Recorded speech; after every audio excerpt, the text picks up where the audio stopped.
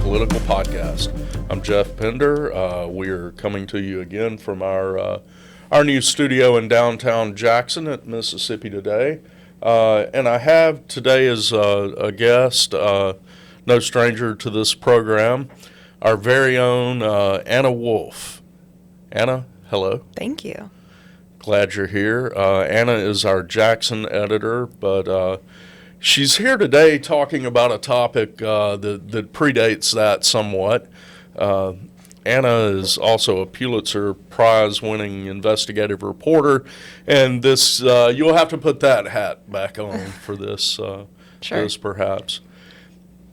Anna, this is what, the third week of what may be the only trial we see out of the massive, epic Mississippi welfare scandal. That's right. Yeah, it's been a wild couple of weeks. Start off the year strong. And it's something that, I've been working on for so many years. So right. I had this thought kind of leading into maybe a week and a half ago when John Davis, the former director of the Mississippi Department of Human Services, got on the stand. Like, I've been waiting for this for many years. A long time. Yeah. A long time. Well, give us a thumbnail of where we are. We have one defendant of 7 or 8, one of 8, I guess. I think the rest have pleaded guilty. Yeah, 7 pretty others much. have pled guilty, and this is the only defendant who's decided to fight the charges, so potentially the only trial that we'll have in this entire case. And, it deals with a sliver of the conduct that people know as the Mississippi welfare scandal. And a sliver of the $100 million correct. At least that we know that was misspent. Right. Auditors questioned somewhere around $100 million in spending from the Department of Human Services during the time of John Davis.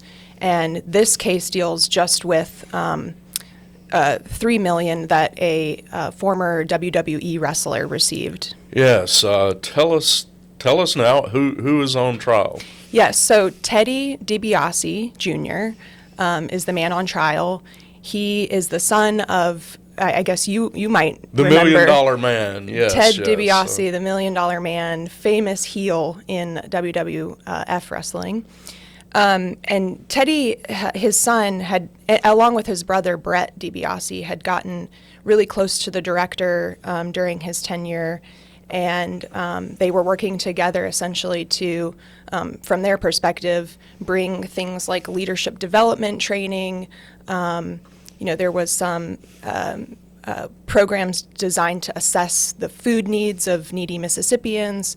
And these are the programs that the money allegedly flowed to them to conduct. And the federal government is saying these were sham contracts. This was not a legit program. They did not intend to legitimately provide the services. So that's kind of the question that we're sussing out at trial is, what is the evidence going to show about what the motivations were if the evidence more heavily shows that these were people that were just trying to get rich off the program, or if they genuinely intended to help people through these programs. Okay. Well, can you tell at this point, what's the gist of DiBiase's defense in this? Right. So he would say, and the defense is building a case towards, this was a legitimate government contractor. And, no matter how sort of pathetic the deliverables in the contracts were, or, how they, might not have been in line with the intent of the federal programs that provided the funds, he delivered the services and got the contracts lawfully. Well, okay, and he's getting this money from TANF and from the emergency food correct grant program, federal programs. What did he deliver? How much of that has come out in trial? So there were a few different things he was hired to do, and I would say primarily what we see, communication, emails, there have been some evidence of presentations given. We're primarily surrounded around this idea of providing leadership training to Mississippians. So we actually Mississippi Today requested documents, dating back many years, any kind of materials, videos, et cetera, of the kinds of things that he was conducting for the agency. And one of those things was to shoot short, kind of inspirational video messages to play to agency workers, Department of Human Services workers. Okay.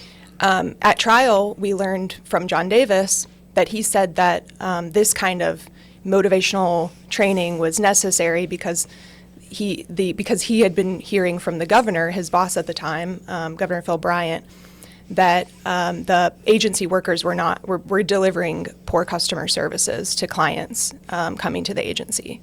So, these are workers, as John Davis said at trial, who were making as little as $18,000 a year, comes out to about $350 a week.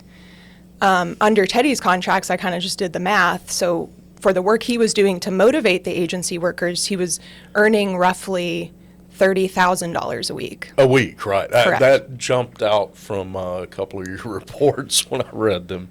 So if you want to get a sense for kind of what was he delivering, what kind of motivational messages was he delivering, we actually do have some videos, and take a listen for yourself. I like to share a story that I've shared earlier with my Law of 16 family right here at the conference this week. It's about Sham, and this was a farmer who picked up an ox goad, and with an ox goad is it's a stick with a nail on it. It said Shamgar destroyed the Philistines. Now this is in a book I read. I can't talk about it. I ain't preaching, but he picked up an ox goad and he killed an entire army and delivered the Israelites. Okay? So what's the lesson there? Just a simple farmer, right? Who picked up a stick with a nail on it and he delivered a nation. How awesome is that? Here's the lesson.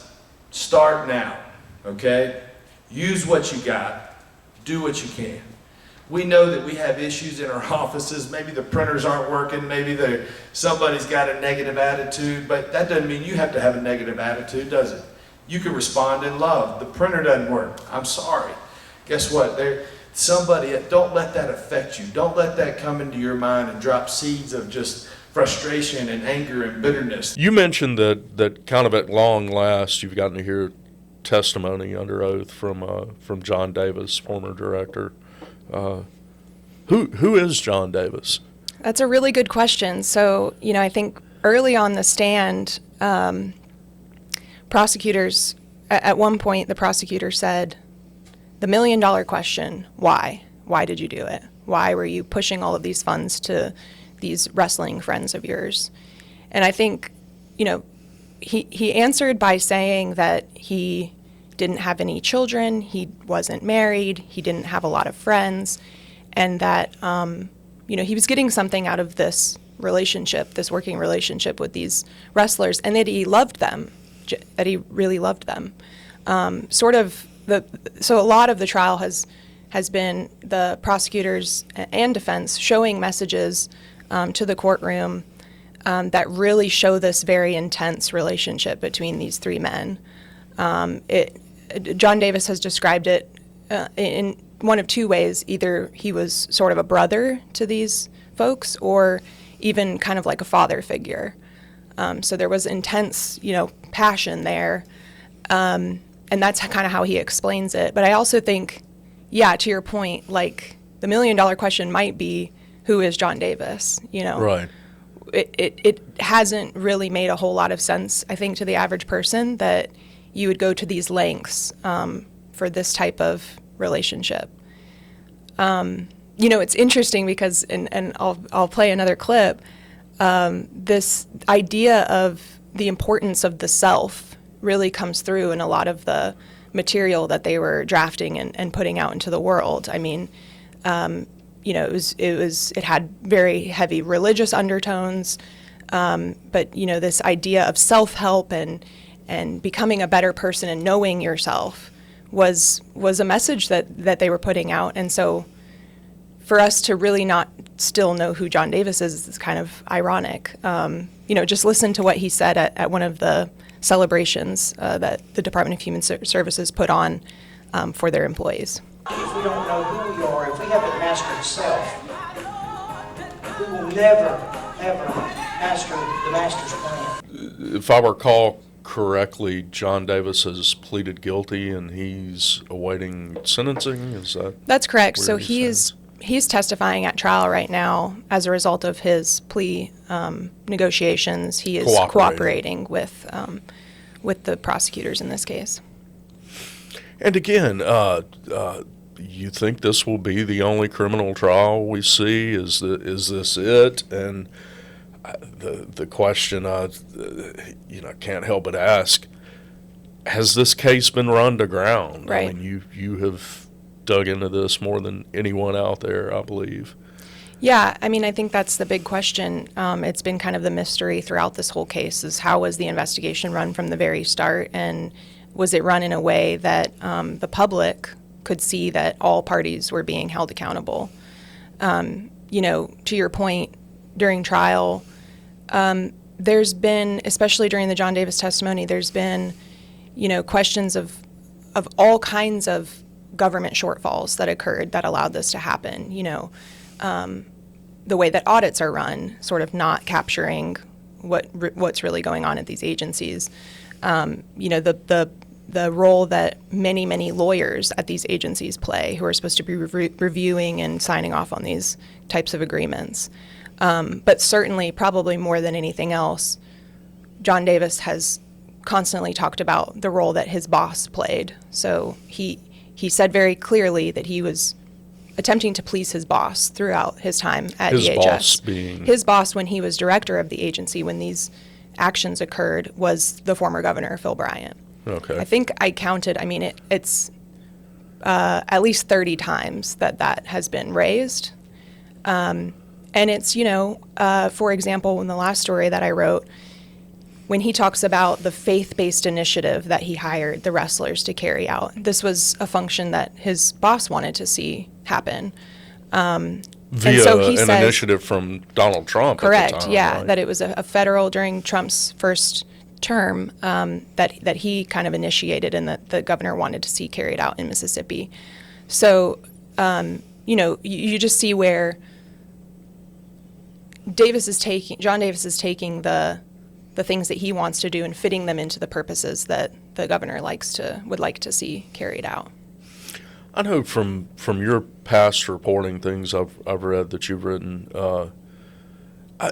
part of the issue here has to be the federal government was just giving this money to states without really almost no federal oversight, right? Right, yeah. So I mentioned all of the different ways that the state government sort of failed here. But certainly, I think we're going to see as the trial goes on more of a question of what the federal government's responsibility was here. Yes, TANF, Temporary Assistance for Needy Families, that's the program that a lot of the money came through, is a very lax program. It's a block grant. Federal government basically just gives the state the money and doesn't really require a whole lot of reporting. Gives them a few guidelines and otherwise good luck. Right.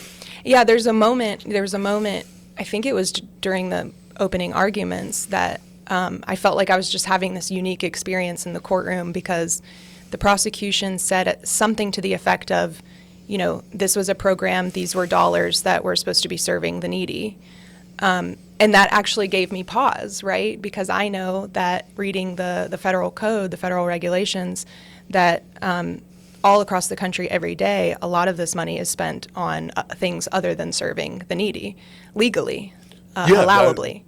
On purpose, right? Back in 2016-ish, there was a sea change in this, and we're gonna start trying to do poverty prevention or it really goes back to welfare reform, 1996, when TANF was created. That it replaced the former entitlement program, which was kind of what we know as the welfare check. The welfare check, that's the monthly assistance, kind of cash assistance that we give to eligible needy families taking care of children in the home, is still a part of this program, but it has shrunk to almost non-existence. Even in Mississippi, where we know we have correct poverty. Mississippi today spends about 4% of its annual TANF block grant on cash assistance to needy families.